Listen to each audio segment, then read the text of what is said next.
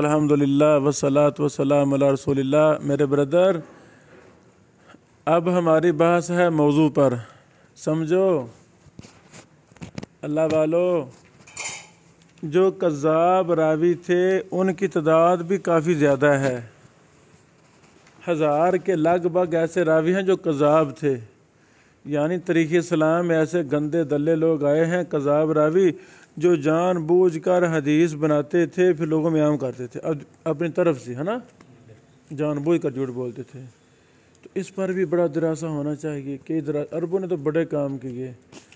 استاد محترم ارشاد اللہ قصری صاحب کے ادارے سے یعنی موضوع روایت پر بھی ایک کتاب، ایک رسالہ چھپا ہے، وہ گوگل پر موجود ہے، موضوع روایت اس کے اسباب وغیرہ، وہ پڑھنے والا ہے۔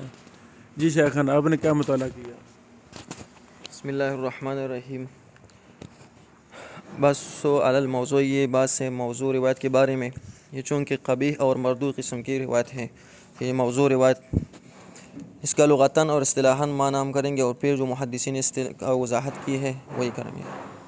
لغتاً یہ ماخوذ ہے من وضع الشیء سے، کس چیز کو وضع کرنا، اپنے طرف سے اس کو موضوع کہتے ہیں۔ والشیء الوضیع الساقط والدنیء، یہ وضیع شے کسی کہتے ہیں، ساقط کو کہتے ہیں الدنی۔ ووضع الشیء اختلقہ ووضع علی فلان التصقہ به یا الصقہ به، یہ اس کو کہتے ہیں کہ اس نے اپنے طرف سے بنایا اور کسی فلان کے طرف اس کو باندھ دیا، اس کو موضوع کہتے ہیں۔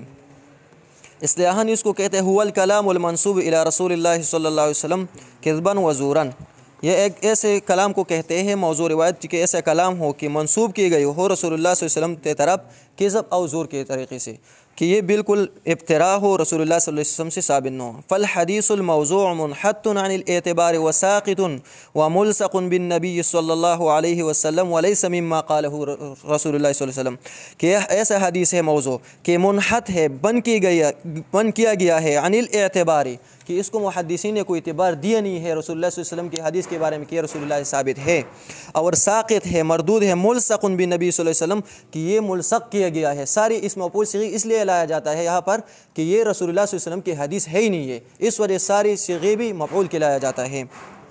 اور یہ جتنا بھی مفعول اور مجہول کی صیغے ہے یہ وضع اور کذب اور ابتراء پر دلالت کرتی ہے۔ اس وجہ سے اب ہم بعض اوقات یہ بھی قاعدہ محدثین کی جب قیل پر یہ قول نقل ہو تو وہ موضوع ہو جاتے ہیں، اس وجہ سے یہاں پر جتنی صیغ بھی نقل کی گئی ہے یہ وضع پر دلالت کرتی ہے۔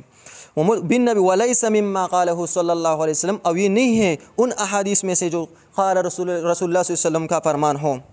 اہل علم نے اس کا کہا ہے کہ حدیث موضوع خاص ہے کذب اور عمد کے ساتھ، یہ کذب اور عمد کے ساتھ خاص ہے، اور وہ جو منسوب ہے رسول اللہ صلی اللہ علیہ وسلم کی طرف خطأً، وہ مثل حدیث اور مدرج کے ہے۔ ایک ہوتے ابتراءً عمداً قصداً موضوع کرنا، ایک ہوتے خطأً، تو وہ رسول اللہ صلی اللہ علیہ وسلم کی طرف منسوب ہے لیکن ان پر ہم مدرج اور معل کے حکم میں لگاتا ہے کہ ایک اس کو معل ہم کہتے ہیں اور دوسرا مدرج کہتے ہیں، اور اس کو یہ جو موضوع روایت ہے ہم اس کو موضوع اور یہ جو موضوع کہا جاتا ہے، اور یقیناً اس پر اطلاق کیا جاتا ہے باطل کی اور منکر روایت کی، اور جو اس کی مثل ہے مردود منکر باطل کے جو مثل ہے اس پر ہم اس موضوع کی روایت اطلاق کر سکتے ہیں۔ اس روایت کا حکم کیا ہے؟ محدثین اس پر کیا حکم لگاتے ہیں؟ یہ کہتے ہیں کہ مبترا قول ہے اور اسوأ الاحادیث ہے، مردود ہے، قبیح روایت ہے، اس کو کہتے ہیں، موضوع بنایا ہے، اس کا روایت بھی جائز نہیں ہے اور یہ حرام ہے، اور اس کو محتج بھی نہیں بنا سکتا ہے کہ کوئی اس سے احتجاج کرے، کوئی اس کو اپنے دعویٰ میں ذکر کرے، ہم کبھی اس کو محتج نہیں بنا سکتے، اور یہ واجب الرد ہے، بلکہ اس سے احتراز کرنا واجب ہے۔ اور مسلم نے ایک روایت کی تخریج کی ہے کہ رسول اللہ صلی اللہ علیہ وسلم نے فرمایا من حدث عنی بحدیث یرا انہ کذب فہو احد الکذابین، اس نے مجھ سے روایت کیا اور پتہ چلا کہ اس نے جھوٹ بولا ہے تو ایک بڑے یعنی جھوٹ بولنے والے سے میں یہ آدمی ہیں۔ اب بہت سے لوگ ہیں جنہوں نے تکذیب کیا ہے، یعنی وضع حدیث کی کن پہ رکنے کر رہا تھا، بہت سے جو ان میں سے ایک مشہور جو گروہ ہے اور مشہور وفد ہے وہ زنادقہ ہے، جو زنادقہ اس کو کہتے ہیں یظہر الاسلام و یبطل الکفر، جو کفر کو چھپاتے اور اسلام کو ظاہر کرتے اس کو زنادقہ کہتے ہیں. یہ لوگ اصل میں احادیث کو وضع کرتے تھے. اور دوسرا کرامیہ ہے, یہ بھی احادیث کو وضع کرتے ہیں. اور تیسرا رافضہ, شیعہ, قبیح, الخوارج, یہ بھی جو ہے نا احادیث کو وضع کرتے رہتے تھے. اور ایک ہے فرق ضالہ, یہ بھی احادیث کو وضع کرتے ہیں, اس کو محتج بھی بناتے ہیں. اکثر خوارج اور یہ جو روافض لوگ ہیں اسی طرح کرتے ہیں, مشہور زمانہ میں ہے. طرق الوزاعین فی الکذب, وزاعین کا طریقہ کذب میں کیا کیا ہے, تو اس کا میں 2 طریقے سے بیان کرنا چاہتا ہوں.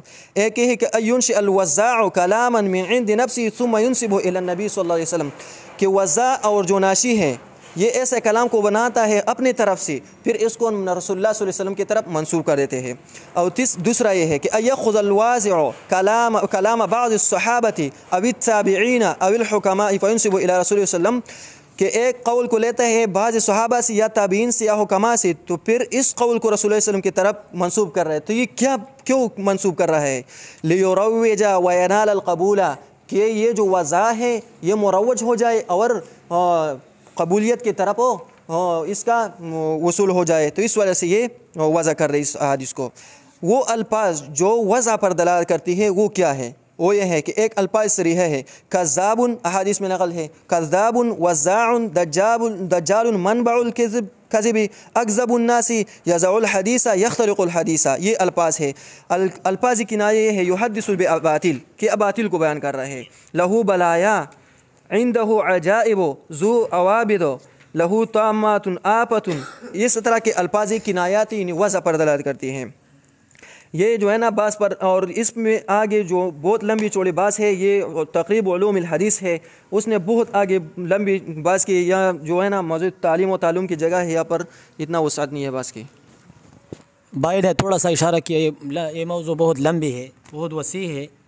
تو موضوع اس مفعول کا صیغہ ہے وضع سے ہے, اور اس میں لغت میں اس کے بہت سارے معنی ہیں. 3 معنی میں نے نقل کیے, اسقاط الشیء, الالصاق, المختلق یعنی المفترى, اور اس کو بہت سارے ناموں سے پکارا جاتا ہے.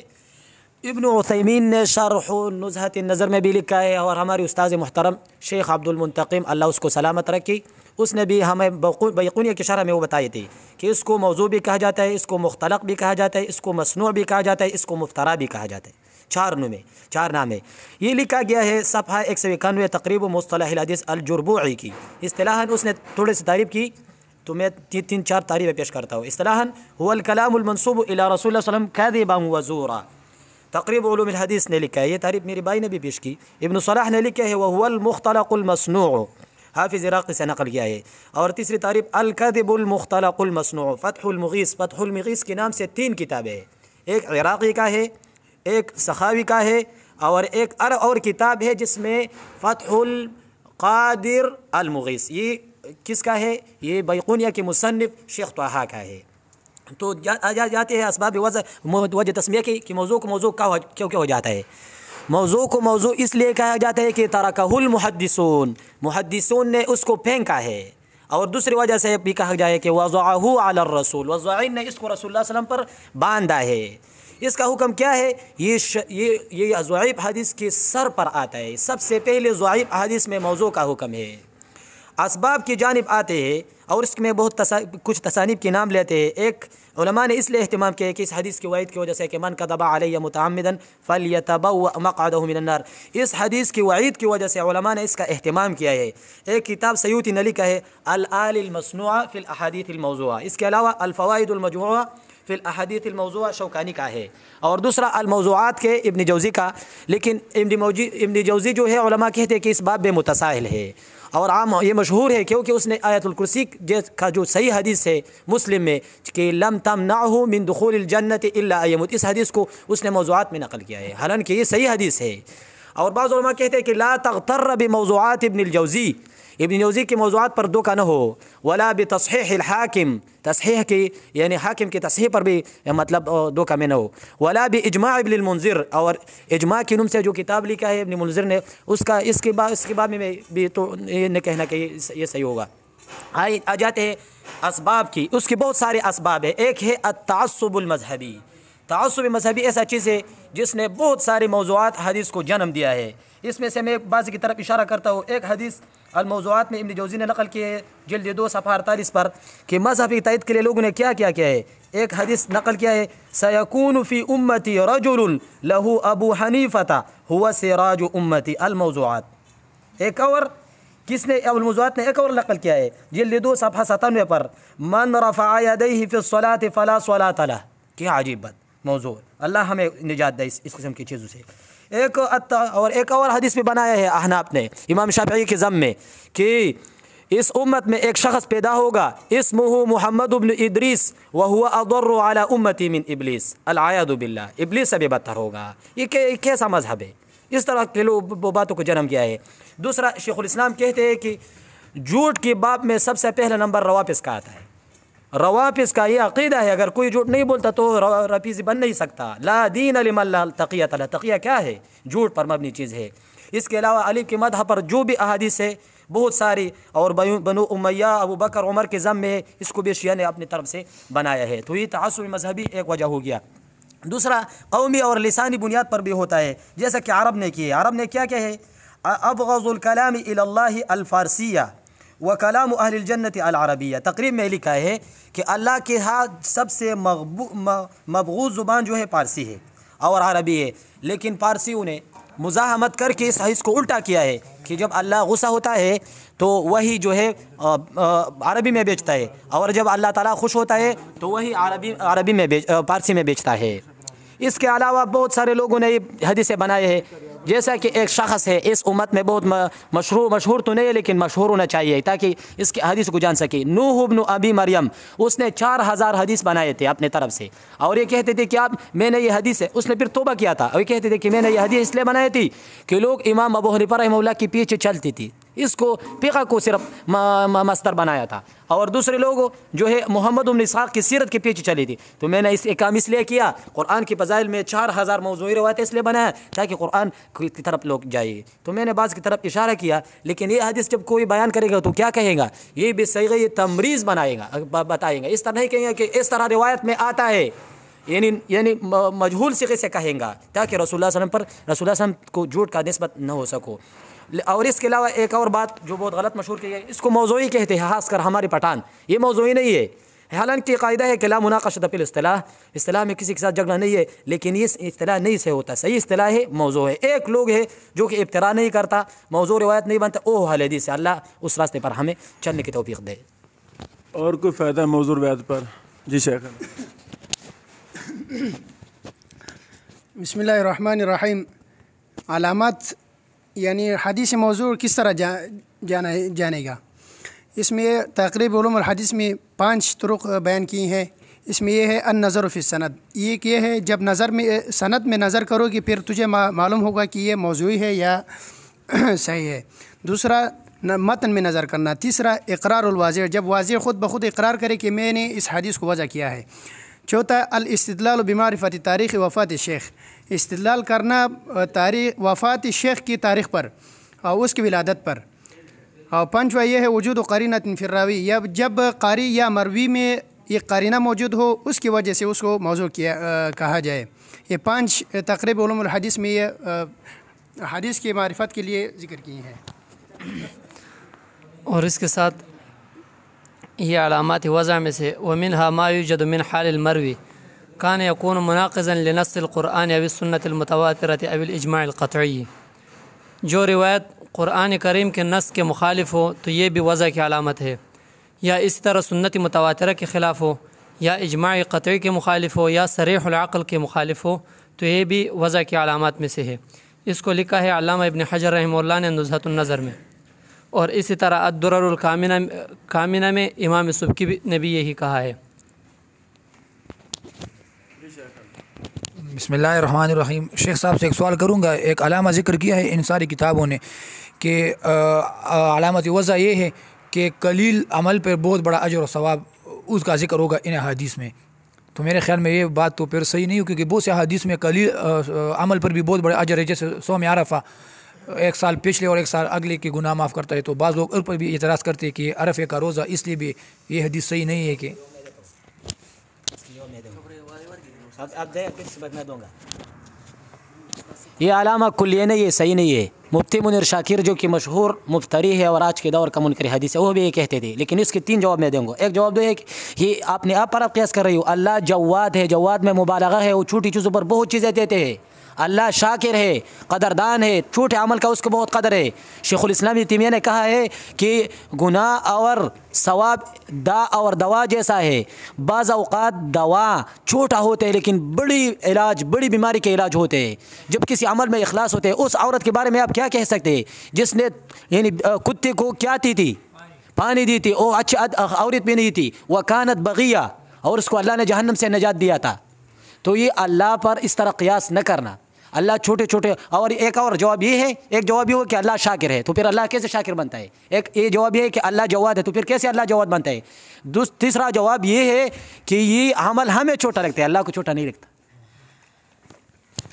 मेरा जवाब ये है, जैसे हमने ज़ईफ़ हदीस के तख़स्सुसाती मुताला में एक एक बहस पर आगे दरासे किए, अब हर बहस में आगे जुज़इयात हैं, फ़ुरुआत हैं। अब ये एक फ़र्क है, अब इस पर भी तख़स्सुसाती मुताला होना चाहिए। वाज़े जो शेख ने जवाब दिए इत्तिफ़ाक़ है, तो इस पर मज़ीद मुताला होना चाहिए। कोई भी कायदा कुल्ली होता ही नहीं है, उसमें इस्तिस्नायात ज़रूर होती हैं। अच्छा, पिछले सालों हमारे एक भाई ने सुनने अरबा में मौज़ू रिवायात पर अलग दरासा किया। सुनने अरबा में मौज़ू रिवायात पर अलग दरासा किया। मुस्नद इमाम अहमद में एक मौज़ू रिवायत है कि नहीं, ये बड़ा अहम मसला है। अल्लाह अकबर। मुहद्दिसीन ने इस पर मुस्तकिल दरासे और मुस्तकिल किताबें लिखी। आप मेरा नुक्ता नज़र समझ गए हैं। जो बह सामने आ गई है, माल हो व माल पीछे लग जाएं। वाज़े अभी पिछले सालों मैंने अपने आलिया की तालिबात जो बच्चियां पढ़ती हैं मेरे पास गांव में, उनसे मैंने कज़्ज़ाब रावियों की मौजम अलग तैयार करवाई। किन से? बच्चियों से, तालिबात से। उनको समझा दिया, उन्होंने महीनों में 3 बेटियां तो उन्होंने सारा काम करके दे दिया। लो जी। तो ये यानी जब हमें शौक़ पैदा हो जाएगा तो हम ये काम, अब ये ज़रूरत है एक कज़्ज़ाब रावी को लें, उस पर दरासा करें और उसकी मरवियात को भी जमा करें। कज़्ज़ाब का तारफ़ और कज़्ज़ाब रावी की करतूतें, झूठी रिवायात भी वो जमा हो जाएंगी।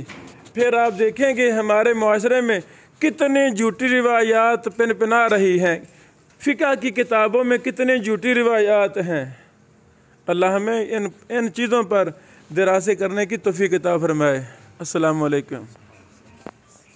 बंद कर दो, क्या करना, बंद कर दो।